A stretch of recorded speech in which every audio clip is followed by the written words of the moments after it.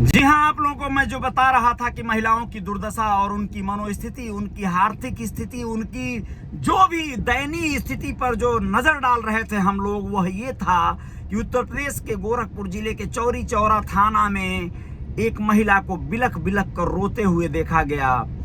अखबार कर्मियों से जब नहीं रहा गया तो कुछ लोगों ने अपने कैमरे, अपनी मोबाइल खोल दिया और उसका एक वीडियो सोशल मीडिया पर जारी कर दिया। दैनिक भास्कर के ऐप पर मुझे देखने को मिला एक महिला इस तरह से तड़प रही थी, छटपटा रही थी, रो रही थी। आखिर क्यों? उसके गोद में एक छोटा सा नन्हा सा बच्चा था, उसे लेकर इस तरह का बिलखाव क्यों?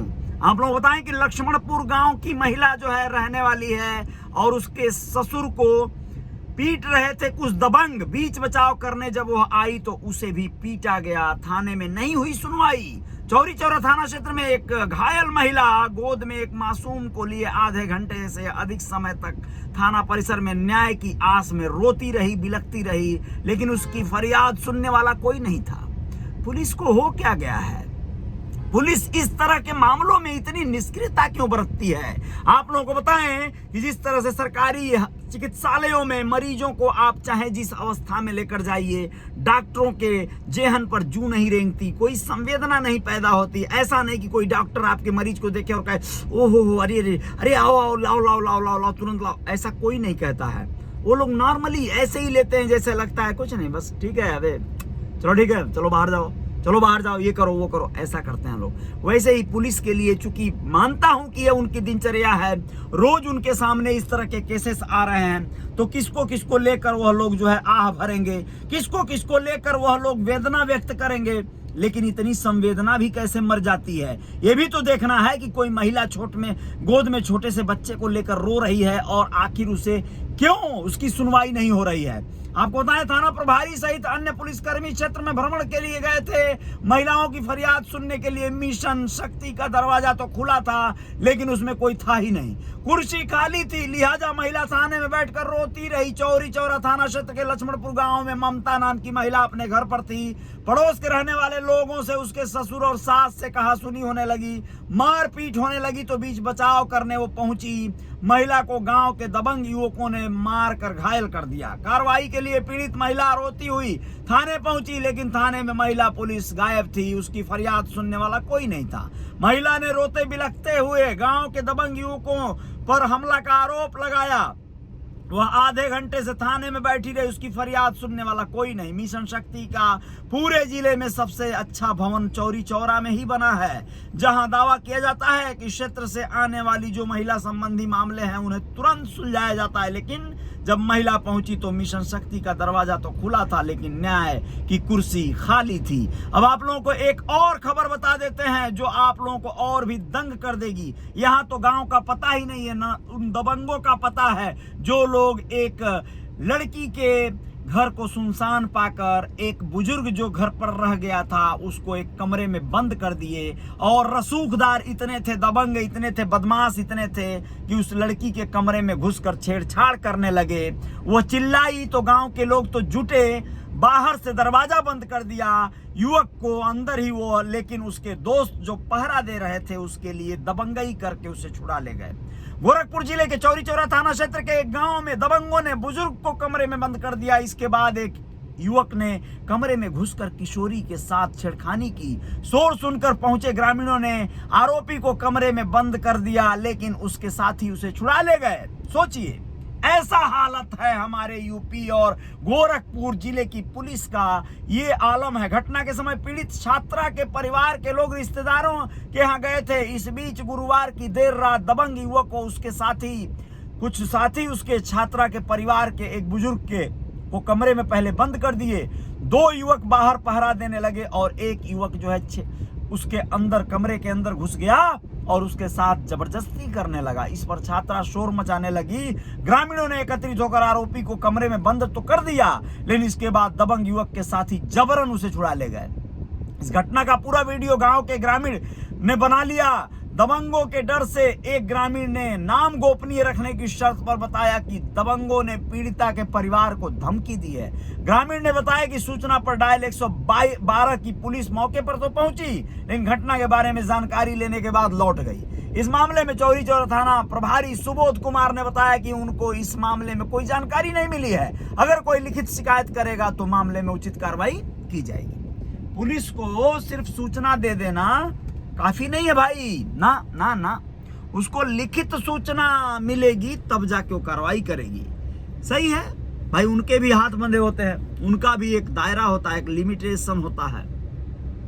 अब सोचिए वो युवक जो हिम्मत करके वीडियो तो बना लिया, लेकिन डर है कि वो वीडियो बनाया लेकिन उसके ऊपर भी अब खतरा मंडराया। लोग किसी के लिए डर के मारे सामने नहीं आ रहे हैं, तकलीफ की बात है और स्वाभाविक है, कैसे आएंगे, आफत उनके गले जो पड़ जाएगी। और ये निष्क्रियता सिर्फ पुलिस की है। पुलिस सक्रिय अगर रहे, जैसे ही शिकायत मिले, जिस तरह से मिले, अगर उस पर एक्शन तुरंत लिया जाए, सटीक तरीके से लिया जाए, तो शायद लोगों के मन से डर भी निकलेगा और विरोध करने की जो प्रक्रिया है वो भी बढ़ेगी। लेकिन ये दुर्भाग्य ऐसा नहीं हो पा रहा है।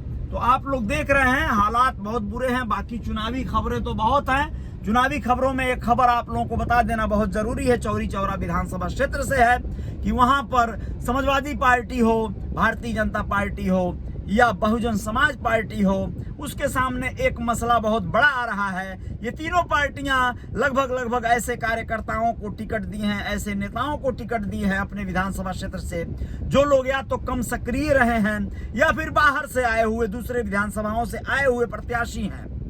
अब उनका हालत बहुत बुरा हो रहा है। वहां पर एक स्थानीय प्रत्याशी जो कांग्रेस पार्टी के हैं, उनको थोड़ा सा वर्चस्व मिल रहा है, लाभ मिल रहा है इस बात का। और कहीं ना कहीं जनता को ये नजर आ रहा है कि भैया यही तो एक है जो स्थानीय है, लेकिन बहुत कोई रुतबा रसूख हो सकता है, उनका भी नहीं रहा, तो फिर मामला यहाँ पर पेचीदा होगा। और आपको बताएं कि ये चीजें चलती रहेंगी। कांग्रेस के प्रत्याशी जितेंद्र पांडे अपना नामांकन कर दिए हैं और चौरी चौरा विधानसभा से दावेदारी में पूरी प्रबलता दिखा रहे हैं। 23 वर्षों से संघर्ष कर रहे हैं इस विधानसभा क्षेत्र में, जमीनी कार्यकर्ता हैं, लोगों के बीच हर सुख दुख में शामिल रहे हैं। गौरतलब है कि चौरी चौरा विधानसभा में बाहरी बनाम स्थानीय प्रत्याशी का मुद्दा गरमाया हुआ है। चौरी चौरा विधानसभा में बीजेपी, सपा, बसपा ने क्षेत्र में कम सक्रिय लोगों को प्रत्याशी बना दिया है। इस वजह से कहीं ना कहीं इसका लाभ थोड़ा बहुत मिलेगा उस कांग्रेस के प्रत्याशी को। चलिए देखने वाली बात है कि अब क्या होता है आगे, क्या मंजर होता है, क्या क्या हालात होते हैं। इसी में अलग अलग जगहों के अलग अलग किस्से हैं। कहीं प्रत्याशियों को अपना टिकट कटता नजर आ रहा है, किसी को टिकट कट के मिलता नजर आ रहा है। तमाम तरह की चीजें चल रही हैं, जिसको देखो वहीं से वो, यहाँ से वहाँ, दल बदल और तमाम चीजों में लगा हुआ है। बहुत बहुत धन्यवाद, बहुत बहुत शुक्रिया आप सभी को, बहुत बहुत आभार। रियल रिपोर्टर न्यूज के मेरे पेज पे आप लोग बने हुए थे। जय जयकार जारी रहेगी, कुछ और खबरों के साथ हाजिर होंगे। तब तक आप लोग अपना ख्याल रखिएगा और बच के रहिएगा। ऐसे हालात पैदा जीवन में ना हो जहां आप पचड़े में पड़ जाएं। आज आपको त्वरित लाभ तो होगा, लेकिन लॉन्ग लाभ नहीं होगा। ऐसा ही एक मामला आप लोगों को गोरखपुर मुख्यालय से बता देते हैं। जमीन का मामला है दोस्तों, जमीन से जुड़ा हुआ।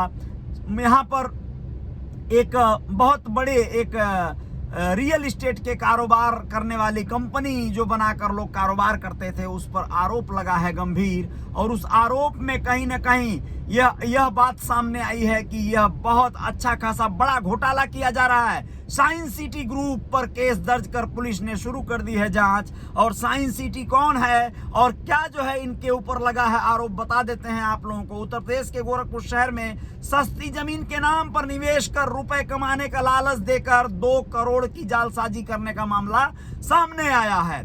पीड़ित महिला ने एसएसपी से शिकायत की है। एसएसपी के आदेश पर शाहपुर पुलिस ने साइंस सिटी सीएमडी ग्रुप के प्रेसिडेंट सत्यजीत रावत, उनकी पीए करिश्मा यादव और वीके गुप्ता के खिलाफ जालसाजी और आपराधिक साजिश की धाराओं में केस दर्ज कर लिया है।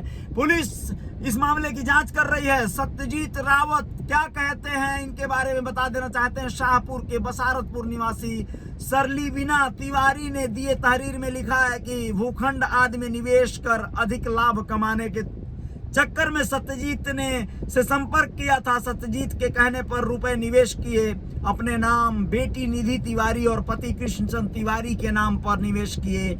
फिर रिश्तेदार सुरेंद्र शिखा, परिचित मौली सिंह सहित कई लोगों का करीब 2 करोड़ रुपए लगवाया। कंपनी की ओर से एक आईडी और पासवर्ड दिया गया था। फिर करिश्मा ने जानकारी मांग लिया वापस और पासवर्ड बदल दिया। निवेश अवधि पूरी होने पर एक चेक भी कंपनी ने दिया, लेकिन बाउंस हो गया चेक। बाद में करिश्मा और सत्यजीत ने चेक वापस लेकर नगद रुपए देने की बात कही थी, लेकिन वह भी नहीं दिया। आरोप है कि 1,51,98,120 रुपए का निवेश अकेले किया है इन्होंने। इसी तहत सुरेंद्र व अन्य लोगों ने भी 10 लाख, 6 लाख आदि रुपए लगाए थे। किसी का भी रुपया वापस नहीं मिला है। शिकायत के आधार पर पुलिस ने केस दर्ज कर लिया है। कैंट इलाके के दाऊदपुर का रहने वाला सत्यजीत रावत के पिता पुलिस में सिपाही हैं। कुछ वर्षों पहले सत्यजीत रावत छोटी मोटी नौकरी और घर घर घूमकर मसाला और अन्य घरेलू सामान बेचता था। साइंस सिटी में लोगों को सस्ती जमीन दिलाने के नाम पर निवेश कराता गया और फिर देखते ही देखते वो सीएमडी ग्रुप का प्रेसिडेंट बन गया। जी हाँ, इससे पहले भी यह कंपनी कई बार विवादों में रही है और संस्था के लोगों पर जालसाजी के आरोप में केस दर्ज हो चुके हैं। जब रही है और केस दर्ज हो चुके हैं, उसके बावजूद भी लोग अगर इस तरह का कार्य कर रहे हैं, निवेश करके बड़ा रुपया बनाना चाह रहे हैं, तो फिर कुछ तो खामियाजा भुगतना पड़ेगा। जय जयकार जारी रहेगी। रियल रिपोर्टर न्यूज पे आप लोग बने रहिएगा। कुछ और खबरों के साथ हाजिर होते हैं। बहुत बहुत धन्यवाद, आभार आप सभी का। इंस्टाग्राम पर भी मुझे फॉलो कर लीजिएगा और मेरे YouTube channel real reporter news star को सब्सक्राइब कर लीजिएगा। जय जयकार जारी रहेगी। जय हिंद, जय भारत। बहुत बहुत शुक्रिया।